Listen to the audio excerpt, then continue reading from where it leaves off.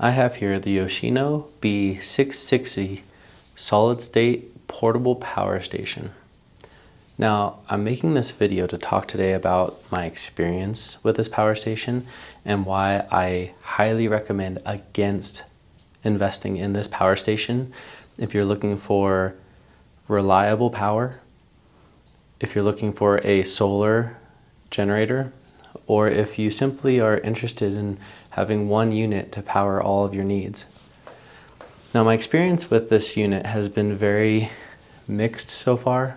Primarily, it's been a negative experience. I can say that I have other power stations from EcoFlow, from Bluetti, and my other most comparable power station of this size would be the EcoFlow River 2 Pro. And that power station is fantastic in comparison to this one. So some of the issues I have with this power station are that the specifications they list on the website, many of them are not accurate, at least in my experience. Now, for example, the charging speeds for this power station. It says that you can charge this with 100 watts for solar, for USB-C, for DC power. And when trying to charge this with DC power, I've actually experienced mainly 60 watts of solar input, or of power input.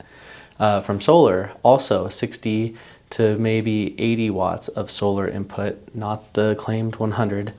And the one source of power for charging this that is the 100 watts as stated would be the USB-C PD 100 watt outlet right there. So that one outlet does in fact give you 100 watts when charging this unit, but that port has other issues. So as I mentioned, my first complaint about this unit is that the charging is not fast and you're not getting even the 100 watt speeds that they've claimed on their website. Now I just want to say that it is possible maybe there could be some software update that changes this in the future. I'm not sure what the limitations are of this unit in terms of hardware, but certainly something needs to be changed to ensure that at a minimum you're getting the 100 watts of charging. Just every other unit in this unit right here, this Anker power bank. This is their smaller power bank. It can still charge with 67 watts input, and I have other units from Anker that can charge at 170 watts of input power, whereas this power station, the fastest I've seen is 100 watts from USB-C PD. Otherwise, I've seen 80 to 60 watts input power. My second issue with this unit, with how convenient USB-C PD is nowadays, charging computers, phones, any device you can imagine almost. With this port, I've seen that I can use this port to charge the power station, but I cannot reliably charge other devices from that port if the device is a power bank. So initially I had plugged in a power bank, it was an Anker power bank, not this one, into the 100 watt USB-C PD port, and it had in fact charged that power bank. But ever since I used this port to charge this unit one time, anytime I plug in any power bank, this device decides it's going to take the power from the power bank instead of charging the power bank. So I have not been able to charge any power banks from this unit at the 100 watt speeds or anything above the 20 watt USB-C port because this device decides it wants to charge itself off of those other devices when you plug in the USB-C PD port. The three final complaints I have about this unit, the most important ones are how inefficient the AC inverter is. If you turn this unit on and you turn on the AC inverter, so you turn on the power to these three ports, you do not need anything to be plugged into those ports. If the unit is on, those ports will try to turn off actually if nothing's plugged into them for any extended period of time.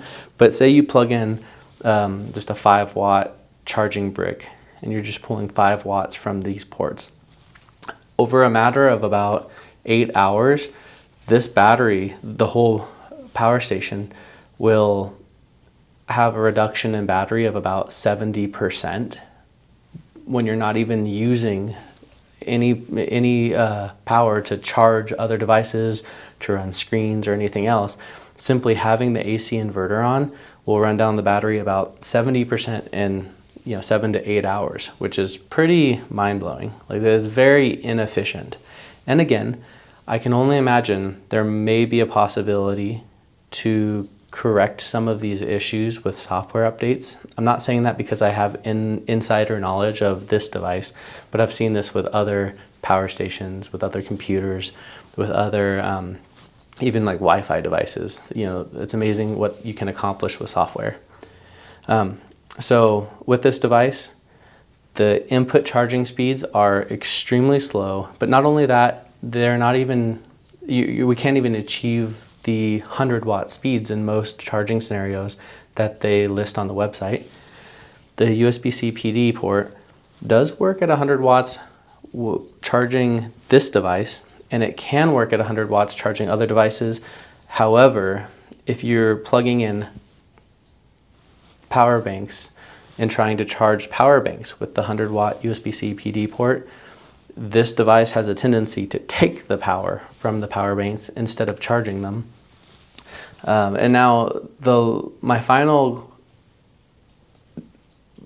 most significant complaints about this device, really the biggest one is this is supposed to be rated for about 600 watts of continuous output, and I've found that trying to run something like a washer machine or some screens and various things when charging this and attempting to use even say 300 to 400 watts of AC output, this device overloads and it shuts off the AC ports.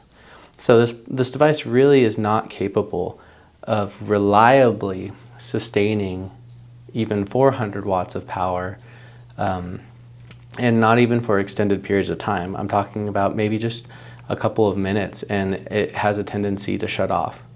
So the reliability really isn't there yet. I understand that this is a reasonably new company, a reasonably new product, but if there aren't corrections made to this through software or some other form in the near future, I can't recommend enough that you look at other devices simply for the sake of functionality, solar charging, and reliability.